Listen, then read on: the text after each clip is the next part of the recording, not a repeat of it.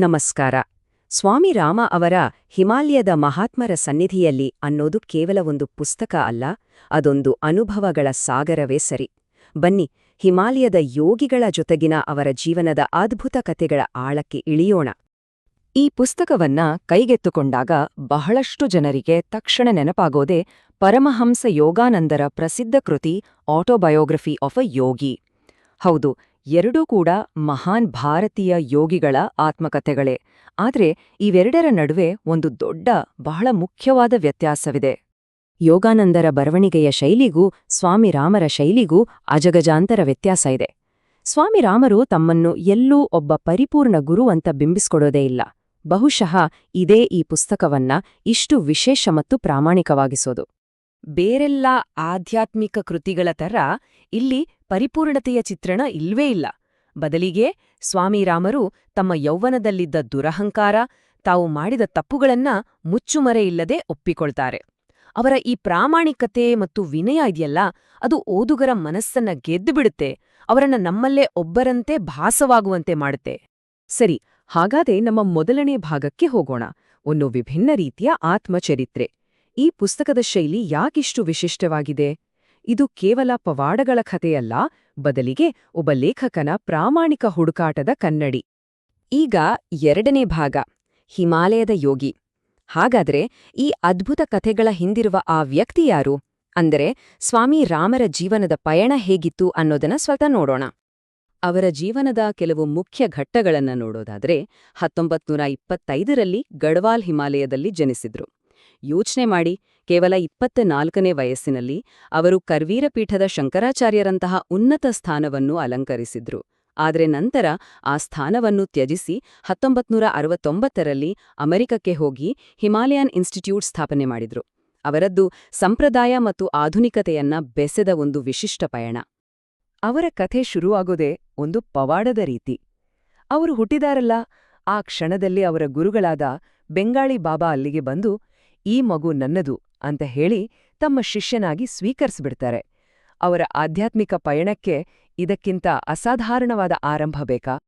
ಈಗ ಮೂರನೆಯ ಭಾಗಕ್ಕೆ, ಅಂದ್ರೆ ಈ ಪುಸ್ತಕದ ಹೃದಯ ಭಾಗಕ್ಕೆ ಬರೋಣ.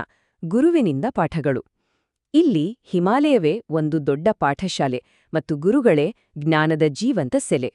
ಒಂದು ಕ್ಷಣ ಕಲ್ಪನೆ ಮಾಡಿಕೊಳ್ಳಿ, ಇಂತಹ ಭವ್ಯವಾದ, ಶಕ್ತಿ ತುಂಬಿದ ಪರಿಸರದಲ್ಲಿ ಅವರು ಬೆಳೆದಿದ್ದು. ಈ ಶಿವಲಿಂಗ ಶಿಖರದಂತಹ ಸ್ಥಳಗಳೇ ಅವರ ಕ್ಲಾಸ್ರೂಮ್, ಮತ್ತು ಪ್ರಕೃತಿಯೇ ಅವರ ಮೊದಲ ಗುರುವಾಗಿತ್ತು. ಸ್ವಾಮಿ ರಾಮರಿಗೆ ಹಿಮಾಲಯ ಅಂದ್ರೆ ಕೇವಲ ಬೆಟ್ಟಗುಡ್ಡಗಳ ಸಾಲು ಆಗಿರ್ಲಿಲ್ಲ. ಅದು ಯೋಗಜ್ಞಾನದ, ಆಧ್ಯಾತ್ಮಿಕತೆಯ ಒಂದು ಜೀವಂತ ಮೂಲವಾಗಿತ್ತು. ಸಾವಿರಾರು ವರ್ಷಗಳಿಂದ ಆ ಪರಂಪರೆ ಅಲ್ಲಿ ಜೀವಂತವಾಗಿದೆ ಅಂತ ಅವರು ನಂಬಿದ್ರು. ಈ ಪುಸ್ತಕದಲ್ಲಿ ಒಂದು ತುಂಬಾನೇ ಸುಂದರವಾದ ಪ್ರಸಂಗ ಬರುತ್ತೆ, ಹಿಮಕಮಲದ ಕಥೆ. ಸ್ವಾಮಿರಾಮರು ಒಂಟಿಯಾಗಿ ಅರಳಿದ್ದ ಒಂದು ಹಿಮಕಮಲವನ್ನ ನೋಡಿ, ಯಾಕಪ್ಪ ಇಲ್ಲಿ ಒಬ್ಬಂಟಿಯಾಗಿ ಅರಳಿದ್ಯಾ ಅಂತ ಕೇಳ್ತಾರೆ. ಅದಕ್ಕೆ ಆ ಹೂವು ಗಾಳಿಯಲ್ಲಿ ತೇಲುತ್ತಾ ಇಳಿದ ಹಾಗೆ ಆಗುತ್ತೆ. ಒಂಟಿಯಾಗಿರೋದು ಎಂದರೆ ಎಲ್ಲವೂ ಒಂದ್ರಲ್ಲಿರೋದು, ಅಂದ್ರೆ all alone means all in one ಅಂತ. ಏಕಾಂತ ಮತ್ತು ಏಕತೆಯ ಬಗ್ಗೆ ಇದೊಂದು ಅದ್ಭುತ ಪಾಠ ಅಲ್ವಾ?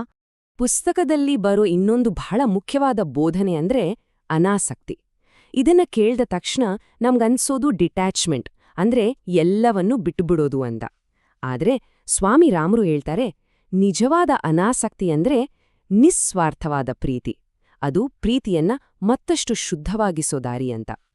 ಸರಿ, ಈಗ 4ನೇ ಭಾಗಕ್ಕೆ ಹೋಗೋಣ, ಮನಸ್ಸಿನ ಶಕ್ತಿ. ಇಲ್ಲಿ ಬರುವ ಕೆಲವು ಕಥೆಗಳು ನಿಜವಾಗ್ಲೂ ನಮ್ಮನ್ನ ದಂಗುಬಡಿಸ್ತವೆ, ನಂಬೋಕೆ ಸಾಧ್ಯವಿಲ್ಲ ಅನ್ನೋ ಹಾಗೆ ಮಾಡ್ತವೆ. ಈ ಪುಸ್ತಕದಲ್ಲಿ ಬರುವ ಅತೀ ಪ್ರಸಿದ್ಧ, ಅಷ್ಟೇ ಅಲ್ಲ ದಾಖಲೆಗಳಿರೋ ಕಥೆಗಳಲ್ಲಿ ಒಂದು ಭಾವಲ್ ರಾಜಕುಮಾರನ ಕಥೆ.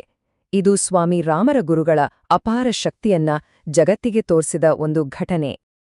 ಈ ಕಥೆ ಇದೆಯಲ್ಲ, ಯಾವುದೇ ಸಸ್ಪೆನ್ಸ್ ಥ್ರಿಲ್ಲರ್ ಸಿನಿಮಾಗೆ ಕಮ್ಮಿ ಇಲ್ಲ. ಯೋಚನೆ ಮಾಡಿ, ರಾಜಕುಮಾರನಿಗೆ ವಿಷ ಕೊಟ್ಟು ಸಾಯಿಸ್ತಾರೆ. ಅವನ ದೇಹ ಚಿತೆಯಿಂದ ಪ್ರವಾಹದಲ್ಲಿ ಕೊಚ್ಚಿ ಹೋಗುತ್ತೆ. ಆಮೇಲೊಬ್ಬ ಯೋಗಿ ಆ ದೇಹಕ್ಕೆ ಮತ್ತೆ ಜೀವ ತುಂಬ್ತಾರೆ. ಕೊನೆಗೆ ಆ ರಾಜಕುಮಾರ ತನ್ನ ನಿಜವಾದ ಗುರುತನ್ನ ಸಾಬೀತುಪಡಿಸೋಕೆ ನ್ಯಾಯಾಲಯದಲ್ಲಿ ವರ್ಷಗಟ್ಲೆ ಹೋರಾಡ್ತಾನೆ. ಇದು ಕಟ್ಟುಕಥೆಯಲ್ಲ, ದಾಖಲಿತ ಇತಿಹಾಸ. ಆದ್ರೆ ಕಥೆಯ ಒಂದು ಮುಖವನ್ನ ಮಾತ್ರ ನೋಡಿದ್ರೆ ಆಗಲ್ಲ ಅಲ್ವಾ? ಸ್ವಾಮಿ ರಾಮರ ಪರಂಪರೆ ಅಷ್ಟು ಸರಳವಾಗಿಲ್ಲ. ಮೆಚ್ಚುಗೆಯ ಜೊತೆಗೆ ಗಂಭೀರವಾದ ವಿವಾದಗಳು ಸುತ್ತಕೊಂಡಿವೆ. ಎರಡೂ ಕಡೆಯ ವಾದಗಳನ್ನ ನೋಡೋಣ. ಒಂದು ಕಡೆ ಗುಡ್ ರೀಡ್ಸ್ನಂತಹ ವೇದಿಕೆಗಳಲ್ಲಿ ಓದುಗರು ಈ ಪುಸ್ತಕವನ್ನ ಹಾಡಿ ಹೊಗಳಿದ್ದಾರೆ. ಇದೊಂದು ಆಧ್ಯಾತ್ಮಿಕ ಅನ್ವೇಷಕರು ಓದಲೇಬೇಕಾದ ಪುಸ್ತಕ ಅಂತ ಹೇಳ್ತಾರೆ. ಹಿಮಾಲಯದ ಅನುಭವ ಮತ್ತು ಜ್ಞಾನಕ್ಕಾಗಿ ಅನೇಕರು ಇದನ್ನ ಆರಾಧಿಸ್ತಾರೆ. ಆದರೆ ನಾಣ್ಯದ ಇನ್ನೊಂದು ಮುಖವೂ ಇದೆ. ಅದೇ ವೇದಿಕೆಯಲ್ಲಿ ಅವರ ಮೇಲಿರುವ ಗಂಭೀರ ಆರೋಪಗಳ ಬಗ್ಗೆಯೂ ಚರ್ಚೆಯಿದೆ. ಒಬ್ಬ ವಿಮರ್ಶಕರು ನೇರವಾಗಿ ಹೇಳ್ತಾರೆ, ರಾಮರ ಮೇಲೆ 10ಕ್ಕೂ ಹೆಚ್ಚು ಲೈಂಗಿಕ ದೌರ್ಜನ್ಯದ ಆರೋಪಗಳಿವೆ, ಇದು ಅವರ ಬೋಧನೆಗಳಿಗೂ ಅವರ ನಡವಳಿಕೆಗೂ ಸಂಬಂಧವೇ ಇಲ್ಲದ ಹಾಗೆ ಮಾಡುತ್ತೆ, ತುಂಬಾನೇ ಕಪಟತನ ಅನ್ಸುತ್ತೆ ಅಂತ. ಇಲ್ಲಿ ನಮ್ಗೆ ಕಾಣಿಸೋದು ಆ ದ್ವಂದ್ವ. ಒಂದ್ ಕಡೆ ಸ್ಫೂರ್ತಿದಾಯಕ ಜ್ಞಾನ, ಆಧ್ಯಾತ್ಮಿಕ ಶ್ರೇಷ್ಠತೆ, ಹಿಮಾಲಯದ ಅದ್ಭುತ ವರ್ಣನೆ. ಇನ್ನೊಂದ್ ಕಡೆ ಕಪಟತನದ ಆರೋಪ, ಮಾಯಾಜಾಲದ ಮೇಲೆ ಹೆಚ್ಚು ಗಮನ ಮತ್ತು ಅತ್ಯಂತ ಗಂಭೀರವಾದ ದುರ್ನಡತೆಯ ಆರೋಪಗಳು. ಇದೆಲ್ಲವೂ ಅವರ ಪರಂಪರೆಯನ್ನ ಬಹಳ ಸಂಕೀರ್ಣವಾಗಿಸಿದೆ. ಇಷ್ಟೆಲ್ಲ ವಿವಾದಗಳಿದ್ರೂ ಒಂದು ಆಸಕ್ತಿಕರ ವಿಷಯ ಏನೆಂದ್ರೆ, ಗುಡ್ರೀಡ್ಸ್ನಲ್ಲಿ 4500ಕ್ಕೂ ಹೆಚ್ಚು ಜನರು ರೇಟ್ ಮಾಡಿದ್ದು, ಪುಸ್ತಕದ ಸರಾಸರಿ ರೇಟಿಂಗ್ 5ಕ್ಕೆ 4.19 ಅಂದ್ರೆ ವಿವಾದದ ಹೊರತಾಗಿಯೂ ಈ ಪುಸ್ತಕ ಅನೇಕರ ಮೇಲೆ ಗಾಢವಾದ ಪ್ರಭಾವ ಬೀರಿದೆ ಅನ್ನೋದು ಸ್ಪಷ್ಟ. ಇದೆಲ್ಲವೂ ನಮ್ಮನ್ನ ಒಂದು ಬಹಳ ಮುಖ್ಯವಾದ ಮೂಲಭೂತವಾದ ಪ್ರಶ್ನೆ ಹತ್ರ ಕರ್ಕೊಂಬರುತ್ತೆ.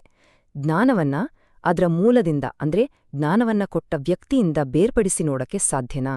ಒಬ್ಬ ಗುರುವಿನ ಮಾತಿಗೂ ಅವರ ಬದುಕಿಗೂ ಇರೋ ಸಂಬಂಧ ಎಂತಹದ್ದು? ಈ ಪ್ರಶ್ನೆ ಬಗ್ಗೆ ಯೋಚಿಸೋಣ.